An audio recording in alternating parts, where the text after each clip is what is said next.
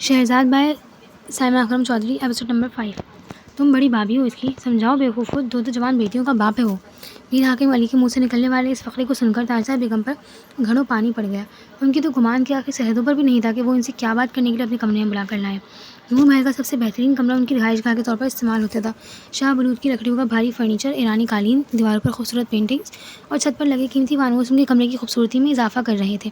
اس وقت وہ آج کا تازہ اخبار پکڑے بھاری بھرکم صوفے پر بیٹھے تھے، جبکہ تاجدار بیگم ان کے سامنے والے سنگل صوفے پر سر جھکائے بیٹھی تھی۔ وہ میر حاکم کی سگی بھتیجی تھیں، اسی لیے سب سے زیادہ ان کے قریب بھی تھیں۔ بابا جان، آپ کیوں ٹینشن لے رہے ہیں؟ وہ ہلکے سے جھک کر گویا ہوئی۔ تنگ آ گیا ہوں میں اس کے آئے دن کے اسکینڈل سے۔ بندہ اپنی عمر اور جوان اولاد کا ہی لحاظ کرتا ہے، گھر میں دو بیویاں ہیں اس کی۔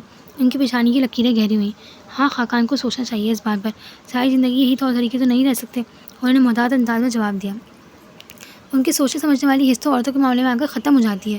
ایسی بھی کیا شوقین مزاجی، بندہ اپنے خاندان کی عزت اور وقار کو ہی داؤ پر لگا دے۔ وہ غصے میں آ کر ڈھہلنے لگے۔ تمہیں اس لیے کہا ہے، تمہاری بات سنتا ہے پھر بھی، اور تھوڑی بے تکلفی بھی ہے۔ تم بڑی بھابھی ہو اور ماں کی جگہ پر ہو۔ میں اس لیے بات نہیں کرنا چاہتا کہ ہمارے درمیان جو لحاظ کا پردہ ہے وہ سلامت رہے۔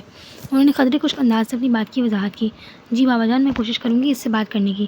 تاجدار نے انہیں تسلی دینے کی ناکام کوشش کی۔ کوشش نہیں کرنی، سمجھانا ہے اس بیوقوف کو، تھوڑا عقل سے کام لے۔ اب دیکھو ذرا، یہ اخبار بھرا پڑا ہے اس کی رنگین داستان سے۔ استغفر اللہ، اب یہ وقت بھی آنا تھا کہ میر حاکم کا بیٹا ایک تھرڈ کلاس گلوکارہ کی زلفوں کا اسیر ہو جائے۔ ان کا چہرہ غصے کی زیادتی سے سرخ ہوا۔ واقعی یہ تو بڑی غلط بات ہے۔ تاجدار بیگم اپنے سسر کی نفس شناس تھی اور ان کے منہ دیکھ کر ہی بات کرتی تھی۔ اور کہو اسے انابی کی رخصتی کا کچھ سوچ ہے، اور تم بھی بات کرو برہان سے، کیا ٹھان کر بیٹھا ہے وہ دل میں۔ وہ اپنے محسوس دو ٹوک انداز میں گویا ہوئے۔ برہان ابھی 2 سال کی مہلت مانگ رہا ہے۔ انہوں نے ہلکا سا جھک کر کہا۔ 2 سال بعد کون سے سینگ اگائیں گے اس کے سر پر؟ تب بھی تو شادی کرنی ہے، تو اب کیوں نہیں؟ وہ ایک دفعہ پھر ٹھہرنے لگے۔ تاجدار بیگم نے دیکھا اس بڑھاپے میں بھی ان کی چال میں خاصی مضبوطی تھی۔ آپ پریشان نہ ہوں، میں بات کروں گی برہان سے، انہوں نے ہلکا سے جھک کر کہا۔ اتنا تو وہ بھی جانتی تھی کہ برہان کو سمجھانا کوئی آسان کام نہیں تھا۔ وہ ضد اور ہر دھرمی بالکل اپنے داجی پر تھا، تبھی تو دونوں کی آپس میں نہیں بنتی تھی۔ اسی وقت میر حاکم کے سیل فون پر کال آ گئی۔ تم جاؤ، اس ٹاپک پر پھر بات کریں گے۔ ان کے اگلے حکم پر تاجدار بیگم نے سکون کا سانس لیا، اور ورنہ آج تو سسر جی کے تیور ان کے بھی ہاتھ پیر بلا رہے تھے۔ وہ جلدی سے کمرے سے نکل آئیں۔ ٹینا ہاؤس پر لگتا تھا کسی آسیب کا سایہ ہو گیا تھا۔ نیند اس کہکے مکینوں سے روٹ گئی تھی، اور در و بام پر وحشت میں مبتلا کر دینے والے سناٹے کا راز تھا۔ رات کا نہ جانے کون سا پہر تھا۔ شہزاد کروٹیں بدل بدل کر تھک گئی تھی، لیکن نیند آنے کا نام نہیں لے رہی تھی۔ جسٹن محمود کے بیٹے کی اس اچانک موت نے دونوں گھروں کی بنیادوں کو ہلا کر رکھ دیا تھا۔ روہیل کا خاندان کسی صورت بھی انہیں بخشنے کو تیار نہیں تھا۔ آنے والے لمحوں کا خوف کسی آکاش پیل کی طرح سب کو جکڑنے کے لیے تیار تھا۔ شہزاد ٹہلتی ہوئی لاؤنج کی طرف نکل آئی۔ کاؤچ پر نیز دراز ٹینا بیگم کسی سے فون پر بات کر رہی تھی۔ ان کے چہرے پر پھیلی پریشانی کو اس نے دور سے ہی بھانپ لیا۔ وہ جلدی سے سیڑھیاں اتر کر نیچے آئی۔ ٹینا بیگم نے اسے دیکھ کر فون بند کر دیا۔ کیا ہوا موم؟ شہزاد کو ان کی آنکھیں گلی ہوئی محسوس ہوئیں۔ محمود احمد تو زخمی شیر کی طرح پورے شہر میں دندناتا پھر رہا ہے، اور کسی کی بات سننے کو تیار نہیں۔ ظاہر ہے موم، ان کے ینگ بیٹے کی اچانک ڈیتھ ہوئی ہے، اور یہ بڑا نیچرل سا ریئیکشن ہے۔ شہزاد خاصی حقیقت پسند تھی۔ اپنی رائے کا اظہار وہ بڑے مضبوط اور ہموار انداز میں کرتی تھی۔ میں مانتی ہوں، لیکن یہ ایک حادثہ تھا، اور وہ یہ بات ماننے کو تیار ہی نہیں۔ انہوں نے اسی بگڑے انداز میں کہا۔ ہمیں کورٹ میں یہ بات ثابت کرنا ہوگی۔ وہ سنجیدگی سے گویا ہوئی۔ اس بیوقوف لڑکی نے تو اچھی خاصی آزمائش میں ڈال دیا ہے۔ ٹینا بیگم ٹھیک ٹھاک آزردہ تھی۔ ہمیں کنزا کے فادر سے بات کرنی چاہیے، شہزاد نے محتاط انداز میں کہا۔ تمہارا کیا خیال ہے، وہ ہماری بات سنے گا؟ اسی کی کمینگی کی وجہ سے سارا الزام میری بیٹی پر آ رہا ہے۔ ایک نمبر کا خبیث انسان ہے وہ، انہوں نے غصے میں آ کر ایک گھٹیا قسم کی گالی دی۔ ہمیں کنونس کرنا چاہیے انہیں، اس طرح تو رومی بری طرح پھنس جائے گی۔ شہزاد کی بات پر وہ تلخی سے انداز سے مسکرائیں۔ تمہارا کیا خیال ہے، وہ الو کا پٹھا مان جائے گا، جبکہ اسے پتہ بھی کہ گاڑی اسی کی بیٹی ڈرائیو کر رہی تھی؟ لیکن وہ اتنا بڑا جھوٹ کیسے بول سکتے ہیں؟ وہ تنک کر گویا ہوئی۔ جھوٹ بولنے کے لیے کون سا حل جوتنے پڑتے ہیں؟ اس نے تو پولیس کی نفری تک تو چند گھنٹوں میں اپنے ساتھ ملا لیا۔ پتہ نہیں کیا بنے گا اس کیس کا۔ سچ پوچھو تو مجھے سخت ٹینشن ہو رہی ہے۔ شہزاد کو ان سے بے تحاشا ہمدردی محسوس ہوئی۔ اسے پہلی دفعہ احساس ہوا کہ وہ رومیسا کے معاملے میں کتنی فکر مند تھی۔ آپ نے کسی سے بات کی؟ شہزاد چاہتے ہوئے بھی سیف الرحمن کا نام اپنے لبوں پر نہیں لا سکی۔ ہاں، انہوں نے تھکے انداز سے اپنے بالوں کا گول مول سے جوڑا بنایا۔ پھر شہزاد نے سوالیہ نگاہوں سے ان کی طرف دیکھا۔ لیکن جسٹن محمود کے ہاتھ بھی چھوٹے نہیں ہیں، مجھے تو ڈر ہے رومی کی ضمانت بھی کینسل نہ ہو جائے۔ بی ریلیکس، انشاءاللہ ایسا نہیں ہوگا۔ آپ جائیں اور تھوڑا ریسٹ کریں، اس معاملے کو صبح دیکھتے ہیں۔ شہزاد نے نرمی سے ماں کے کندھے پر ہاتھ رکھ کر دلاسا دیا۔ شاید وہ بھی ذہنی طور پر پوری طرح سے تھک چکی تھی، اسی لیے اس کی بات مان کر اپنے بیڈ روم کی طرف چلی گئی۔ کچھ دیر وہ یوں ہی لاؤنج میں ٹہلتی رہی۔ اس کے اپنے اعصاب بری طرح تھک چکے تھے۔ وہ اس کیس کے تمام پہلوؤں پر غور و فکر کر چکی تھی۔ کہیں سے بھی نکلنے کا کوئی راستہ نظر نہیں آ رہا تھا۔ وہ کاؤچ پر لیٹ گئی، دماغ میں لاوت متنائی سوچوں کا ہجوم تھا۔ اچانک سیل فون کی گھنٹی کے ساتھ ہی اس کا دل بھی بے ہنگا انداز میں دھڑکا۔ حمزاد کالنگ کے الفاظ کم از کم اس وقت برے نہیں لگے تھے اسے۔ کیسی ہیں آپ؟ وہ اپنی مخصوص بھاری مگر اپنائیت سے بھرپور لہجے میں اس سے پوچھا تھا۔ ٹھیک ہوں، وہ اس نے ایک لمبا سانس کھینچ کر کہا۔ آپ کو اگر پتہ چل جائے کہ آپ جھوٹ بولتے ہوئے کتنی خطرناک لگتی ہیں تو یقین مانے آپ زندگی میں کبھی ایسی کوشش نہ کریں۔ اس کی ہلکی پھلکی انداز پر شہزاد کے ہونٹوں پر مبہم سے مسکراہٹ ابھری۔ چلے آئندہ کوشش کروں گی کہ ایسا نہ کروں۔ اس نے بھی فوراً ہی ہتھیار ڈال دیے۔ ویسے بھی وہ اس وقت بحث کرنے کے موڈ میں نہیں تھی۔ اس گاڑی والے کو ٹکر تو بہت زور سے ماری تھی آپ نے۔ اس کی اگلی بات پر شہزاد کو کرنٹ لگا اور فوراً اٹھ کر بیٹھ گئی۔ آپ کی گاڑی تھی کیا وہ؟ ہماری ایسی خوش قسمتی کہاں؟ وہ بھی مخصوص انداز میں ہنسا۔ اس کا مطلب ہے کہ آپ بھی وہیں کہیں آس پاس تھے۔ اسے فوراً اندازہ لگایا۔ حمزاد تو ہمیشہ انسان کے ساتھ ہوتا ہے۔ اس کا معنی خیز انداز شہزاد کو ہلکی سی خوف میں مبتلا کر گیا۔ اب ہیں کون آخر؟ اس بات کو کبھی فارغ ہو کر ڈسکس کریں گے۔ یہ بتائیں رومیسا والے پرابلم کا کیا بنا؟ اس کی اگلی بات پر اسے پھر شوق لگا۔ آپ کو کس نے بتایا؟ اس کے منہ سے پھسلا۔ آپ نے شاید ٹی وی نہیں دیکھا؟ جسٹس محمود کی فیملی سارے چینلز پر یہی تو رونا رو رہی تھی۔ اس کی اطلاع شہزاد کو دہلا گئی۔ کیا کہہ رہے تھے وہ لوگ؟ اس نے ہلکا سا جھجک کر پوچھا۔ اپنے دنیا جہاں کے کرب بیٹے کی موت کو کیش کروانے کے علاوہ وہ کیا کر سکتے ہیں؟ حمزاد کے منہ سے نکلنے والی اگلی بات پر وہ بری طرح چونکی۔ آپ جانتے ہیں روہیل محمود کو؟ کون نہیں جانتا؟ وہ تنزیہ انداز میں گویا ہوا۔ بہت نیگیٹو ریپوٹیشن تھی اس کی اپنے سوشل سرکل میں۔ ایک نمبر کا ڈرنکر، جوئے باز، فلرٹ اور اپنے باپ کے سورسز کا منفی استعمال کرتا تھا۔ ساری دنیا جانتی ہے یہ بات۔ وہ شہزاد کی معلومات میں اضافہ کرتے ہوئے اسے مزید پریشان کر گیا۔ لیکن رومی نے اس کا مرڈر نہیں کیا، وہ ایک حادثاتی موت تھی۔ اس نے ہلکا جھک کر اپنی بہن کی صفائی دی۔ میں جانتا ہوں۔ اس کے منہ سے نکلنے والے یہ الفاظ شہزاد کے اندر توانائی کا ایک جہان بھر گئے۔ لیکن دنیا نہیں جانتی۔ وہ مایوسی سے گویا ہوئی۔ تو یہ ثابت کرنا تو آپ کے بائن کا کام ہونا چاہیے۔ رومیسا سہگل بیرسٹر شہزاد کی چھوٹی بہن ہے، کسی عام لڑکی کی نہیں۔ وہ اسے شہ دینے والے انداز میں بولا۔ مطلب؟ وہ سمجھ تو گئی تھی لیکن پھر بھی انجان منگی۔ یہ کیس تو آپ کے کریئر کا اسٹارٹ ہے، آ جائے میدان میں، بہت سی چیزیں مل جائیں گی۔ وہ اسے ایک نئی راہ سجا رہا تھا۔ لیکن میں نے ابھی لائسنس کے لیے اپلائی نہیں کیا۔ کیا مشکل ہے؟ اپنے ڈاکومنٹ اسکین کر کے بھیجے مجھے، ایک ہفتے میں مل جائے گا۔ وہ ہنسا۔ لیکن اس کا تو ایک باقاعدہ پروسیجر ہوتا ہے، 1 مہینے کا ٹائم لگتا ہے شاید۔ جب پاکستان میں ایک بندہ اپنے سورسز استعمال کر کے ایک اہم کیس میں سے اپنی بیٹی کا نام نکلوا سکتا ہے تو شہزاد سہگل اپنا ایک لائسنس کیوں بنوا سکتی، جبکہ اس سے کسی کو کوئی نقصان بھی نہیں پہنچے گا۔ شہزاد کو پہلی دفعہ اندازہ ہوا کہ اس کی معلومات بالکل پکی اور ہوم ورک مکمل تھا۔ ٹھیک کہہ رہے ہیں آپ، صبح بات کروں گی موم سے۔ وہ کافی حد تک متفق ہو گئی۔ میری آفر صبح تک برقرار ہے۔ وہ خوشی سے مسکرایا۔ پہلے اپنے سیل فون سے بات کرنے کا حوصلہ تو پیدا کر لیں، پھر آفرز بھی دے دیجیے گا۔ شہزاد کے طنز پر وہ ہنسا۔ اگر اپنے نمبر سے بات کرنے سے آپ کو خوشی ہو سکتی ہے تو نیکسٹ کال اسی سے کر لیں گے۔ اس کا مطلب ہے نیکسٹ کال کبھی نہیں آئے گی۔ شہزاد کے جوابی حملے پر اس کے حلق سے نکلنے والا قہقہ بڑا جاندار تھا۔ حمزاد سب کچھ ہو سکتا ہے لیکن بزدل نہیں۔ وہ بڑے مزے سے بولا۔ چلے اگلی کال بتا دے گی۔ شہزاد نے مسکراتے ہوئے کال ڈسکنیکٹ کر دی اور وہ اسے جو نئی امید دلا چکا تھا اسے آج رات اس پر تفصیل سے سوچنا تھا۔ کم از کم اسے یہ مشورہ خاصا معقول اور مناسب لگا۔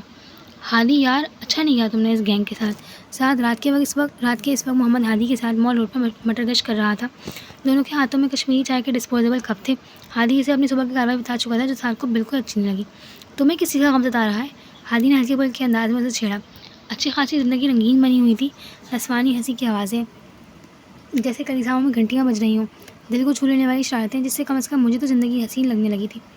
ساتھ چلتے چلتے رکا اور ٹھنڈی آہ بھر کر بولا، تو تمہارا کیا خیال ہے اتنی سی شکایت پہ باز آ جائیں گی وہ؟ ہادی استضائی انداز میں گویا ہوا۔ تم نہیں جانتے میرا اس کے مرد کتنے کھڑوس ہیں، سوائے ارسل کو چھوڑ کر۔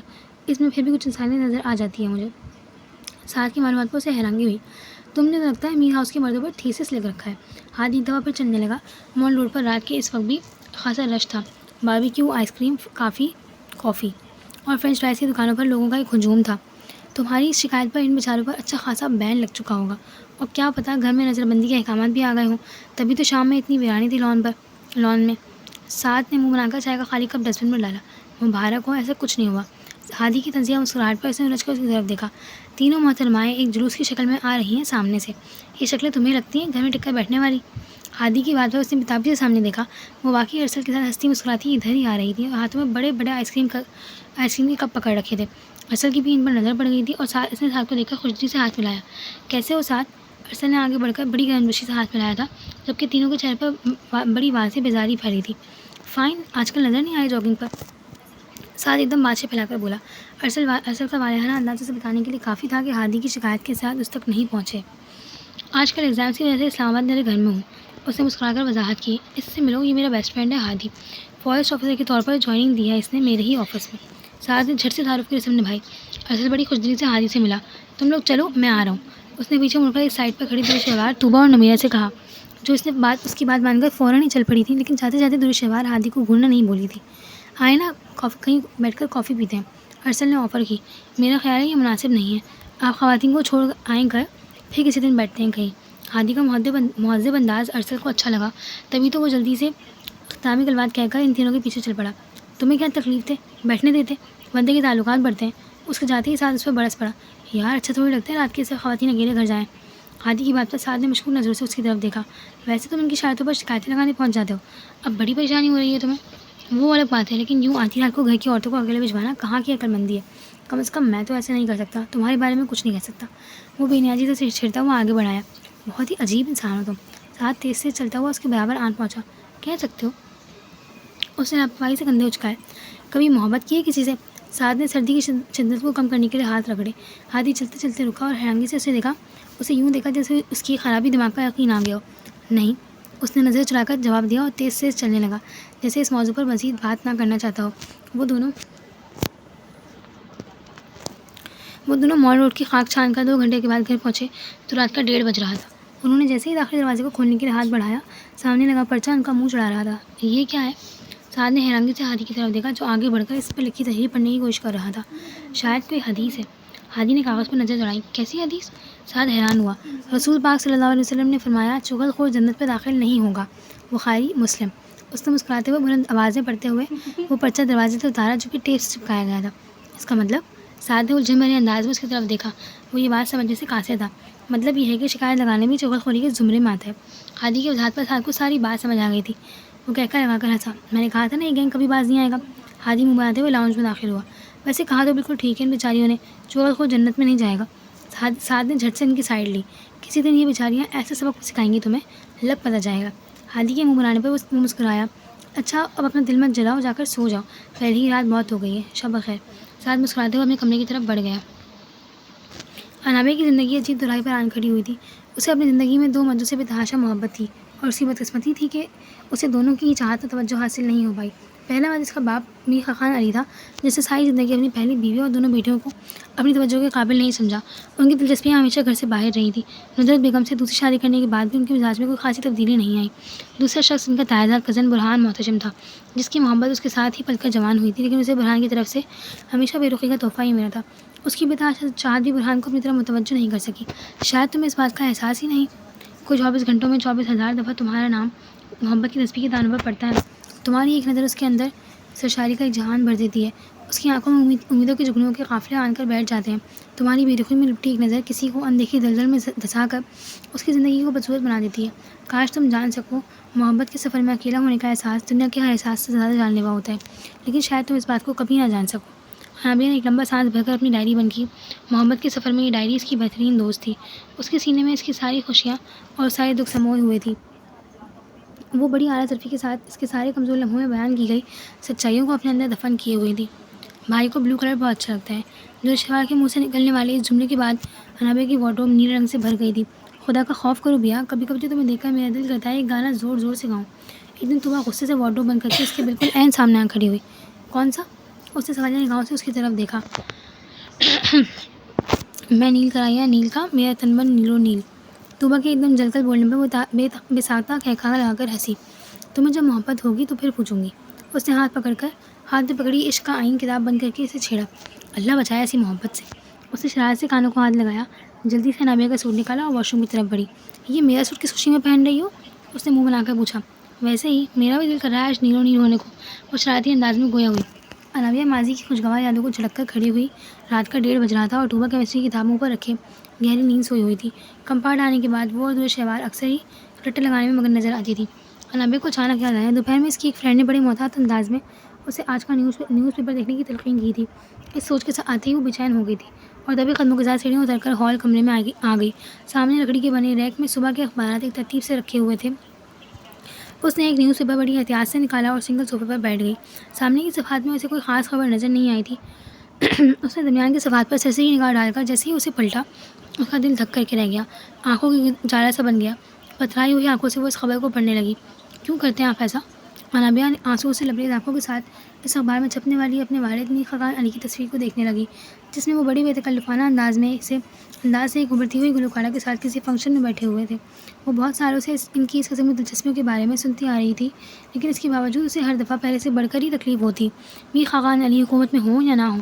لیکن ان کی چھوٹی سے چھوٹی خبر بھی میڈیا میں خاصی ہائی لائٹ کی جاتی تھی، انہیں خبروں میں رہنے کا فن آتا تھا۔ اس عمر میں بھی ڈیشنگ پرسنالٹی کے حامل تھے، باقاعدہ سے جم جاتے، جانے ایکسرسائز کرنے کی وجہ سے وہ اپنی عمر سے کئی سال چھوٹے ہی لگتے تھے۔ انہیں اچھی ڈریسنگ کا کریز تھا، ان کی وارڈروب برانڈڈ کپڑوں سے لدی ہوئی تھی۔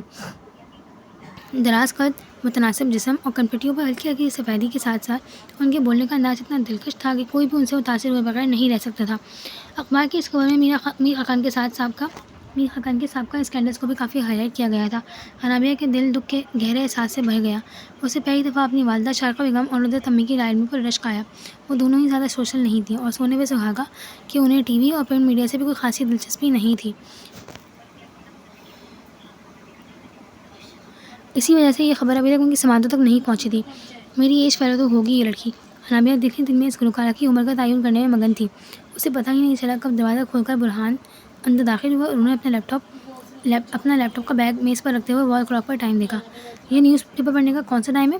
ان کے طنزیہ انداز سے وہ بکھلا کر کھڑی ہوئی اور گود میں رکھا اخبار اچھل کر برہان کے قدموں میں جا گرا۔ برہان کی نظر میر خاقان کی تصویر پر پڑی اور انہوں نے فوراً اجرت بھرے انداز میں اخبار اٹھایا۔ ویسے ہی دیکھ رہی تھی؟ انابیہ نے بڑی مہارت سے اپنے آنسوؤں کو اندر دھکیلا۔ برہان نے تعصب بھرے انداز میں اس خبر کو پڑھتے ہوئے دوسری نظر انابیہ پر ڈالی۔ وہ سر جھکائے اپنے جوتے کی نوک سے کارپیٹ کو رگڑتے ہوئے انہیں ذہنی طور پر ڈسٹرب لگی، اور یہ بالکل فطری بات تھی۔ کسی بھی بیٹی کے لیے اپنے والد کے نمکین معاشرے کو ہضم کرنا اتنا آسان نہیں تھا۔ جن چیزوں کو ہم بدل نہیں سکتے ان کے ساتھ سمجھوتہ کرنے میں ہی عافیت ہوتی ہے۔ انہوں نے ہاتھ میں پکڑا نیوز پیپر میز پر رکھتے ہوئے قدرے نرمی سے کہا۔ انابیہ کو جھٹکا لگا، وہ ان سے اس انداز کی توقع ذرا کم ہی رکھتی تھی۔ اسے سر اٹھا کر ان کی طرف دیکھا، وہ ہمدردانہ نگاہوں سے اس کی طرف دیکھ رہے تھے۔ انابیہ کے دل کی دھڑکنیں بے ربط ہوئیں۔ اپنے والد کے حوالے سے پہنچنے والی آدھی تکلیف تو برہان کے نرم لہجے نے ہی کم کر دی تھی۔ سمجھوتہ کرنے کے لیے بھی تو پہاڑ جتنا حوصلہ چاہیے۔ اس کے منہ سے بلا ارادہ ہی پھسلا۔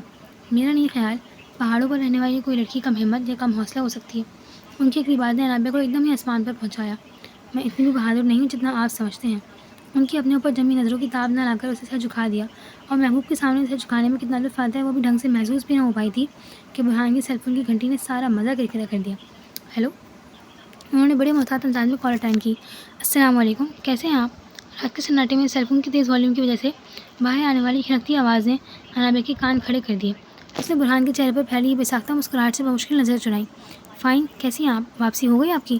وہ لیپ ٹاپ اٹھا کر اپنے کمرے کی طرف بڑھے، ساتھ ہی وہ انابیہ کے دل کا سارا سکون بھی اپنے ساتھ چرا کر لے گئے۔ انابیہ نے بے ساختہ وال کلاک کی طرف دیکھا۔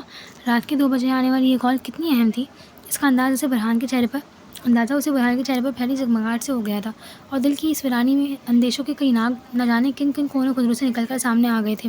انابیہ کے وجود پر ایک مکمل سناٹا چھا گیا تھا۔ وہ کچھ دیر پہلے میر خاقان کے حوالے سے چھپنے والی اس تلخ خبر کو بھول کر اب اس انجان کھنکتی آواز کے زہریلے پن کو اپنے اندر اترتا ہوا محسوس کر رہی تھی۔ دور تحاد نگاہ کسی ذی روح کا نام و نشان نہیں تھا۔ جنگل کی اس رات پر دل دہلا دینے والی سناٹا اور تاریکی چھائی ہوئی تھی۔ دور آسمانوں پر چاند کی مدھم روشنی درختوں کے پتوں سے چھن چھن کر زمین پر عجیب و غریب سے نقش بنا رہی تھی۔ وہ جنگل میں راستہ بھول چکی تھی اور اس وقت خوفزدہ انداز میں دائیں بائیں گھوم رہی تھی۔ اسے یوں لگا جیسے کوئی ہیولا سا اس کے تعاقب میں ہو، اور ذہن میں اس سوچ کے ابھرتے ہی ریڑھ کی ہڈی میں خوف سرایت کرنے لگا، مجھے یہاں سے بھاگنا چاہیے۔ اس سوچ کے آتے ہی وہ ننگے پاؤں اندر دھند بھاگنے لگی۔ اسی وقت ویران جنگل میں ایک الو کی کریخ چیخ سن کر اس کے سارے وجود میں سنسناہٹ پھیل گئی۔ اسے لگا جیسے اس کا دل پسلیاں توڑ کر سینے سے باہر نکل آئے گا۔ اس کا گلا خشک ہو گیا اور پیٹ میں اینٹھن ہونے لگی۔ اسی وقت درختوں کے جھنڈ سے ایک بڑے پرندے کے پروں کی پھڑپھڑاہٹ پر اسے مڑ کر دیکھا۔ وہ ایک موٹا تازہ کری شکل کا الو تھا جو بجلی کی سی تیزی سے اسی کی طرف بڑھ رہا تھا۔ اس کی اوپر کی سانسیں اوپر اور نیچے کی نیچے رہ گئیں۔ فضاؤں میں عجیب سا شور بلند ہوا اور اسے لگا جیسے اس کے کانوں کے پردے پھٹ جائیں گے۔ وہ اپنی جان بچانے کے لیے پاگلوں کی طرح بھاگی۔ رک جاؤ! اس خوفناک آواز کے تعاقب میں اس نے بے اختیار اوپر کی طرف دیکھا۔ جنگل میں موجود درختوں کی شاخوں سے کئی رنگ برنگی کھوپڑیاں لٹک رہی تھیں۔ یہ آواز انہی میں سے ایک کی تھی۔ کون ہو تم؟ اس کے حلق سے پھنسی پھنسی سی آواز نکلی۔ روہیل محمود، جسے مار دیا تم نے، کو بلند آواز میں دھاڑا تھا۔ اس نے بے ساختہ مڑ کر دیکھا۔ وہ خوفناک قسم کا پرندہ منظر سے غائب ہو چکا تھا اور اب اس کی جگہ پر روہیل محمود اس کے تعاقب میں تھا۔ اس کا دل دھکا کے رہ گیا۔ سفید رنگ کے کفن میں اس کی زندہ لاش دیوانہ وار اس کے پیچھے بھاگ رہی تھی۔ اس کی گردن باہر نکلی ہوئی تھی اور سر سے تازہ خون ٹپک رہا تھا۔ بھائی گاڈ، میں نے تمہیں نہیں مارا۔ وہ بھاگتی بھاگتی ٹھوکر کھا کر بری طرح گری اور تب تک وہ اس کے سر پر پہنچ چکا تھا، لیکن تمہاری وجہ سے وہ حادثہ ہوا۔ اب میں تمہیں بھی ویسے ہی ماروں گا۔ اس نے بہت بری طریقے سے رمیسا کو باروں سے پکڑا اور اس کا سر پٹک پٹک کر زمین میں مارنے لگا۔ رمیسا کے حلق سے نکلنے والی چیخوں نے ٹینا ہاؤس کے در و بام کو ہلا دیا۔ پورے گھر میں بھاگنے دوڑنے کی آوازیں سن کر رومی کی آنکھ کھلی۔ کیا ہوا رومی؟ سب سے پہلے شیری اس کے کمرے میں دروازہ کھول کر بکھلائے ہوئے انداز میں داخل ہوئی۔ اتنے سرد موسم میں بھی رومی کا سارا جسم پسینے سے شرابور تھا۔ وہ خوفزدہ انداز میں شیری کے ساتھ آ کر لپٹ گئی اور بلند آواز میں رونے لگی۔ خدا کی قسم، میں نے اسے نہیں مارا۔ کانپتی ہوئی آواز میں وہ ایک ہی فقرہ دہرائی جا رہی تھی، ٹیک اٹ ایزی میری جان، کچھ نہیں ہوا۔ شیری نے اسے اپنے ساتھ لگا کر دلاسا دینے کی کوشش کی۔ ٹینا بیگم سیاہ رنگ کے نائٹ ڈریس میں گھبرائی ہوئی اندر داخل ہوئی۔ انہوں نے سخت پریشانی سے اندر کا منظر دیکھا۔ انہیں ایک لمحے میں سمجھ آ گئی تھی کہ رمیسا خواب میں ڈر گئی ہے اور اس کی چیخوں نے سبھی کو دہلا دیا تھا۔ موم ٹرسٹ می، میں نے اسے نہیں مارا، وہ خوفزدہ لہجے میں بولی۔ ایک آنسو ٹوٹ کر اس کی پلک سے رخسار پر کسی موتی کی صورت ٹھہر گیا۔ ٹینا بیگم نے بساختہ نظریں چرائی۔ ان کا دل تعصب کے گہرے احساس سے بھر گیا۔ میں جانتی ہوں سویٹ ہارٹ، تم ایسا نہیں کر سکتی۔ وہ شل ہوتے ہوئے دماغ کو سنبھالتے ہوئے اسے دلاسا دینے لگی۔ ماں بیٹی کے درمیان پھیلی سرد مہری کی برف بڑی تیزی سے پگھلنے لگی۔ وہ اپنی ماں سے لپٹی بالکل ننھے بچوں کی طرح رو رہی تھی۔ ٹینا بیگم کی بھی آنکھیں نمکین پانیوں سے بھر گئی تھیں۔ رومی، یہ پانی پیو اور آیت کرسی پڑھ کر سو جاؤ۔ شہزاد خود کو سنبھال چکی تھی۔ اس نے گلاس میں پانی ڈال کر اس کی طرف بڑھایا۔ مجھے بہت ڈر لگ رہا ہے۔ اس کا وجود ابھی بھی ہلکا ہلکا کانپ رہا تھا۔ کچھ نہیں ہوگا، ہم سب تمہارے ساتھ ہیں، کوئی بھی تمہارا کچھ نہیں بگاڑ سکتا، وہ تسلی دینے کے انداز میں بولی۔ وہ لوگ مجھے جیل میں ڈال دیں گے۔ رمیسا شدید قسم کے خوف میں مبتلا کر چکی تھی۔ ایسا نہیں ہوگا رومی، ہم سب لوگ تمہارے ساتھ ہیں، بی بریو۔ ٹینا بیگم نے بھی اسے دلاسا دیا۔ موم، بائی گاڈ، ہم نے اسے نہیں مارا، وہ خود گاڑی سے ٹکرایا تھا، اس کے ہاتھ میں پسٹل بھی تھا، وہ مجھے مارنا چاہتا تھا۔ وہ بے رحمانہ انداز میں اپنی صفائی دینے کی کوشش کر رہی تھی۔ رمیسا، بس کر دو، سب پتہ ہے ہمیں، بس آنکھیں بند کر کے سونے کی کوشش کرو۔ شہزاد نے اس کا کمبل ٹھیک کرتے ہوئے نرمی سے کہا۔ آپ لوگ چھوڑ کر تو نہیں جائیں گے مجھے؟ وہ ہراساں نگاہوں سے انہیں دیکھتے ہوئے پھر اٹھ کر بیٹھ گئی۔ روہیل محمود کی موت نے اسے اندر سے ہلا کر رکھ دیا تھا۔ وہ آنکھیں بند کرتی تو اس کا خون میں لطپت چہرہ اس کی نظروں کے سامنے آ جاتا۔ اس واقعے نے اسے ذہنی طور پر بہت ڈسٹرب کر دیا تھا۔ وہ اپنے کمرے میں اکیلے لیٹنے سے ڈر گئی تھی۔ آئی تھنک شیری، ہمیں یہیں سو جانا چاہیے آج۔ ٹینا بیگم کے سنجیدہ انداز پر اس نے اس بات میں سر ہلایا اور کچھ اٹھا کر سامنے صوفے پر لیٹ گئی، جبکہ موم نے رومی کا بیڈ شیئر کر لیا تھا۔ ان تینوں ہی کی آنکھوں سے نیند غائب تھی۔ جسرین محمود کا نام سن کر جسرین محمود کا جن ان سب کے حواسوں پر سوار ہو چکا تھا۔ وہ مشکل رات ان تینوں نے بڑی ہی مشکل سے کاٹی تھی۔ 3-4 بجے کے قریب شہزاد کی آنکھ لگی اور پھر 10 بجے جا کر کھلی۔ روم خالی تھا۔ وہ اپنے کمرے میں جا کر فریش ہو کر نیچے آئی تو ملازمہ ڈرائنگ روم میں ناشتہ لگا رہی تھی اور وہ دونوں وہیں موجود تھیں۔ رات بھر کی بے خوابی ٹینا بیگم اور رمیسا کی سرخ آنکھوں اور مزمحل انداز سے ظاہر تھی۔ ہیلو موم، ہائے رومی، وہ دانستہ مسکراتی ہوئے اندر داخل ہوئی۔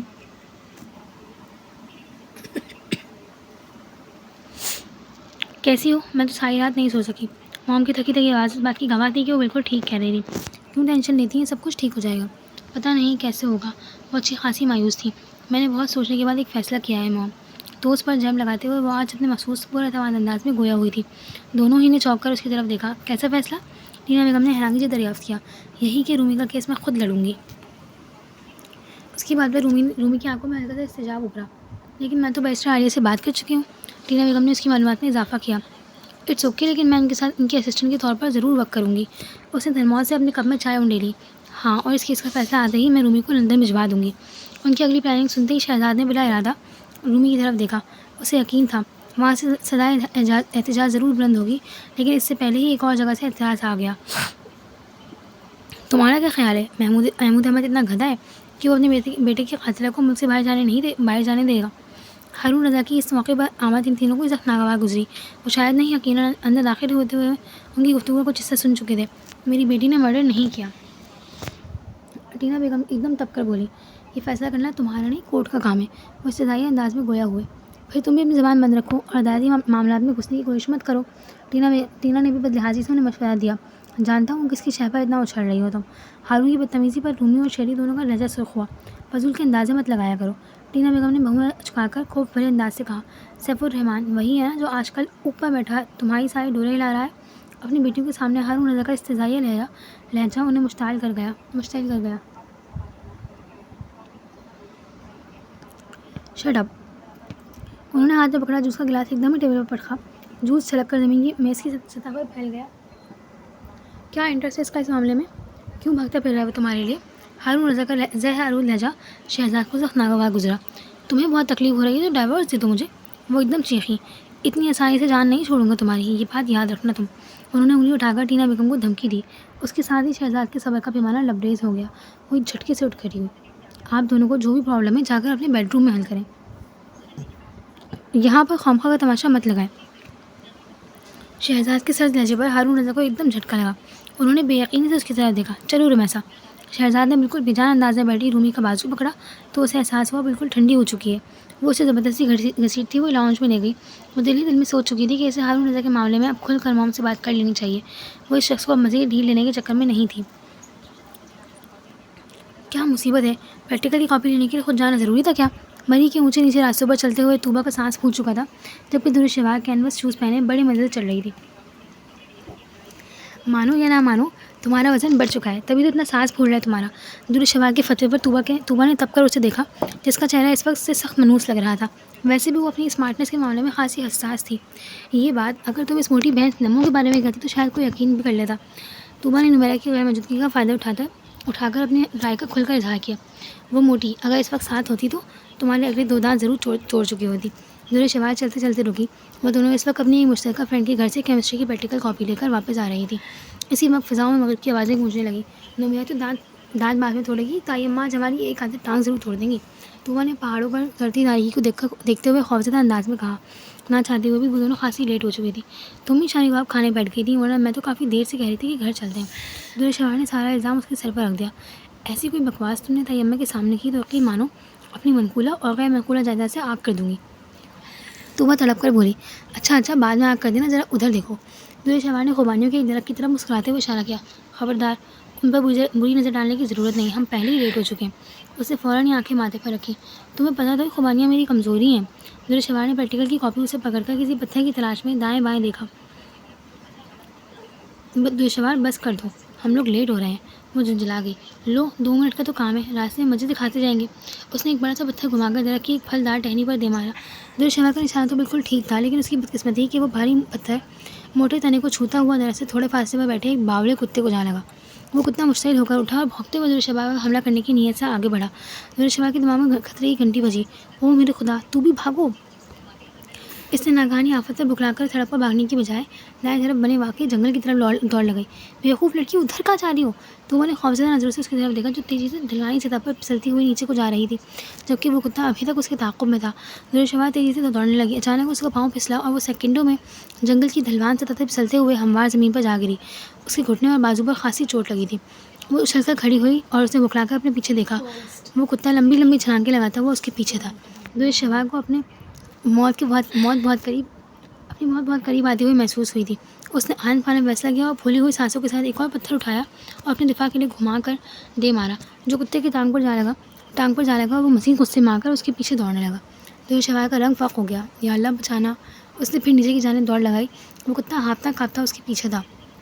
اسی دوران درشوار کے جوتے کا ایک پاؤں بھی وہیں گر رہا تھا اور وہ اب تک ایک عدد ننگے پیر کے ساتھ ہی بھاگ رہی تھی۔ اسے لگا اس کے بدن سے روح پرواز کرنے لگی ہے۔ کمینہ انسان، رکو! وہ کتے کو دھمکا دیتی ہوئی ایک بھاری قسم کے پتھر درخت کے پیچھے سے نکلتے محمد ہادی سے بری طرح ٹکرائی، جو اس وقت اپنے آفس کے کام سے فیلڈ میں نکلا ہوا تھا۔ اس سے پہلے کہ وہ سنبھلتا، اس کتے نے چھلانگ لگا کر درشوار پر حملہ کیا۔ وہ سراسیمگاہ انداز میں ایک دم زمین پر بیٹھ گئی۔ وہ کتا اچھل کر اس کے اوپر سے ہوتا ہوا دور جا گرا۔ درشوار حواس باختہ انداز میں اٹھی۔ اس کا دوپٹہ ایک جھاڑی سے الجھا اور وہ اسے چھوڑ کر بکھلا کر ہادی کے پیچھے جا کھڑی ہوئی۔ اب سین کچھ یوں تھا کہ ہادی کے سامنے وہ جنونی کتا اور پیچھے درشوار تھی، جس کا سانس پھولا ہوا اور آنکھوں سے آنسو قطار کی صورت میں بہہ رہے تھے۔ اس صورتحال نے اسے سخت خوفزدہ کر دیا تھا۔ اوپر سے سورج کے ڈوبتے ہی چاروں طرف ملک جیسا اندھیرا پھیل گیا تھا۔ پلیز بچائیں مجھے، وہ ہذیانی انداز میں کہتی ہوئی خود پر قابو نہ پا کر رو پڑی۔ وہ کتا ذرا فاصلے پر کھڑا بھونک رہا تھا۔ ہادی کو یہ نظر دیکھنے سے اندازہ ہو گیا تھا کہ وہ اتنی آسانی سے جان چھوڑنے والا نہیں ہے۔ وہ آہستہ پھر ان دونوں کی طرف بڑھ رہا تھا۔ ہادی نے ایک لمحے میں فیصلہ کیا اور اپنی جیکٹ کی جیب سے پسٹل نکالا، جو وہ فیلڈ پر جاتے ہوئے جنگلی جانوروں سے بچاؤ کے لیے اپنے پاس رکھتا تھا۔ وہ پاگل کتا اب ہادی پر حملہ کرنے کی نیت سے آگے بڑھا۔ اس نے فوراً ہی نشانہ باندھ کر گولی اس کی ٹانگ میں دے ماری۔ وہ تڑپ کر زمین پر گرا اور اس نے ایک دفعہ اٹھ کر پھر حملہ کرنے کی کوشش کی، لیکن اگلے فائر سے وہ اپنی جان سے ہاتھ دھو بیٹھا، جبکہ درشوار آنکھیں بند کیے برے طریقے سے رو رہی تھی۔ ہادی کو ہلکی سی بیزاری ہوئی۔ مر گیا ہے وہ، हादी ने सपाट लहजे में कहते हुए झाड़ी में उलझा हुआ इसका दुपट्टा उठाया। वो सफ़ेद परती रंगत की साकेत और जामिद थी। ये दुपट्टा अपना। हादी के संजीदा अंदाज पर उसे फ़ौरन चौंक कर देखा तो उसे एहसास हुआ कि वो बकरा दुपट्टे की थी। उसने बुखला कर दुपट्टा पकड़ा और फ़ौरन ओढ़ लिया। ज़मीन पर गिरने की वजह से उसकी कमीज़ का बाजू एक जगह से फट चुका था और जल्द पर कई खराशें आ चुकी थी। दूर कहीं बिल्ली के रोने की आवाज़ ने जंगल में अजीब सा माहौल तारी कर दिया था। इस वक्त वो सुर्ख आँखों, बिखरे बालों और गर्द आलूद कपड़ों के साथ इंतहाई खौफजदा अंदाज में चारों तरफ देख रही थी।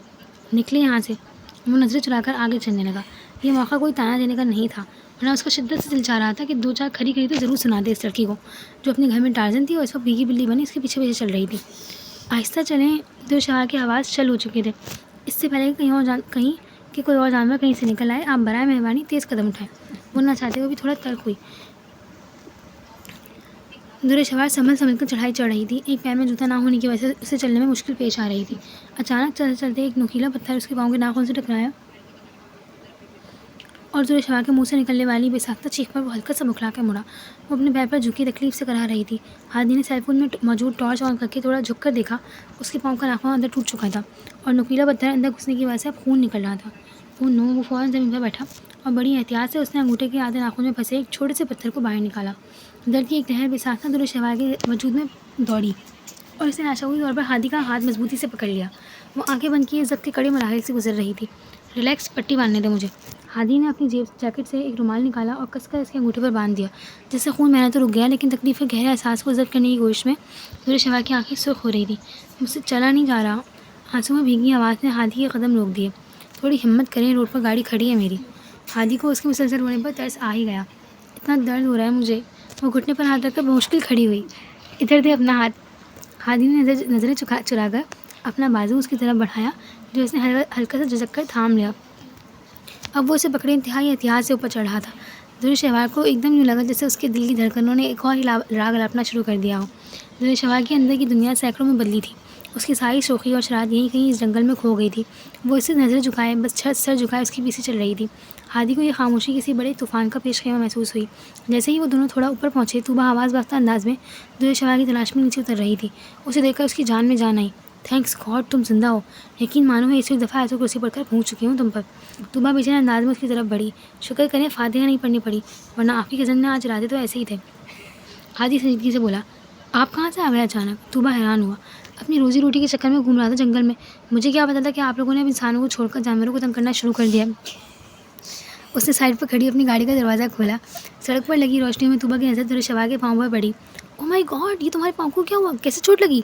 वो बुखलाकर उसके पाँव पर झुकी और उसका जायज़ा लेने लगी। खुदा न खास्ता तुम्हारी ज़बान पर तो चोट नहीं लगी? तूबा उसकी गैर मामूली खामोशी पर घबरा कर बोली तो हादी के चेहरे पर मुस्कुराहट दौड़ गई।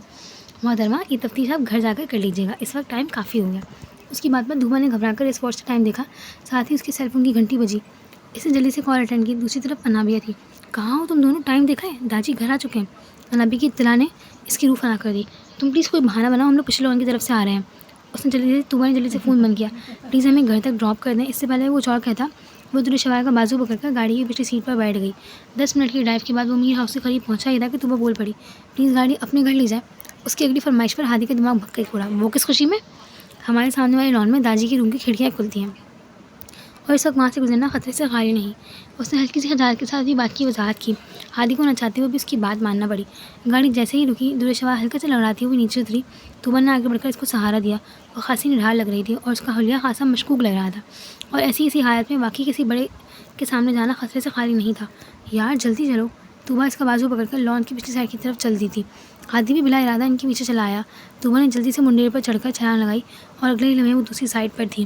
दुरेशवार चलते चलते रुकी। इसका पाँव सूज चुका था और इतनी तकलीफ के साथ उछलकर मुंडेर पर चलना कोई आसान काम नहीं था। हादी को उसकी मुश्किल समझ आ गई थी।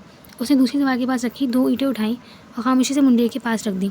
इस पर पाँव रखकर चढ़ें। हादी के नरम लहजे पर दुरेशवार ने चौंक कर उसकी तरफ देखा। उसकी मेहरबान आंखों में फैली नरम जगमगाहट उसे अपने दिल के अंदर उतरती महसूस हुई थी। दूर कहीं वीरानों में घंटियाँ बज उठी थी। फॉर गॉड से क्या जल्दी करोगे, इन सोचों में घूमो। तूबा की झुंझुलाहट पर वो हल्का सा बुखलाई। उसने बमुश्किल अपना पैर हादी की रखी हुई ईंटों पर जमाया और साथ ही उसकी चाहत ने दिल के किसी कोने में मजबूती से डेरा लगा लिया। मोहब्बत एक तेज़ रफ्तार जल्जले की सूरत में उस पर हमलावर हुई थी और इसने सेकंडों में दुरेशवार के सारे वजूद को हिला कर रख दिया था। वो घबराकर मुंडे पर बैठी और साथ ही उसने सोचे समझे बगैर दूसरी तरफ छलांग लगा दी थी। صبح سے ہونے والی موسلادھار بارش نے اسلام آباد کے مکینوں کو عجیب سی بیزاری اور خوف میں مبتلا کر دیا تھا۔ اتنی صبح سردی میں 10 بجے سے ہونے والی مسلسل بارش رات کے 12 بجے بھی جاری تھی۔ آج نور محل میں عجیب سی وحشت کاری تھی۔ گھر کے سبھی ملازمین شام ہوتے ہی اپنے کوارٹروں میں دبک گئے تھے۔ اتنے بڑے بنگلے میں آج فارحہ بھابھی اور ان کی ملازمت سندر ہی تھیں۔ تاجی اور میر محتشم بھی شام کو مری کے لیے نکل گئے تھے۔ میر بھاج کو ملتان گئے ہوئے 5 روز ہو گئے تھے اور ابھی ان کی واپسی کو اطلاع نہیں تھی۔ سنجل نے آج جلدی سارا کام سمیٹ لیا تھا۔ اس وقت وہ دودھ کا گلاس رکھنے فارحہ بی بی کے کمرے میں آئی، جن کی پچھلی 2 دنوں سے خاصی طبیعت خراب تھی۔ وہ سارا دن اندھیرا کیے اپنے روم میں لیٹی رہتی۔ سندر، ساری کھڑکیاں اور دروازے اچھی طرح بند کر دیے ہیں نا؟ فارحہ بھابھی نے ڈھال سے انداز میں پوچھا۔ G B B G.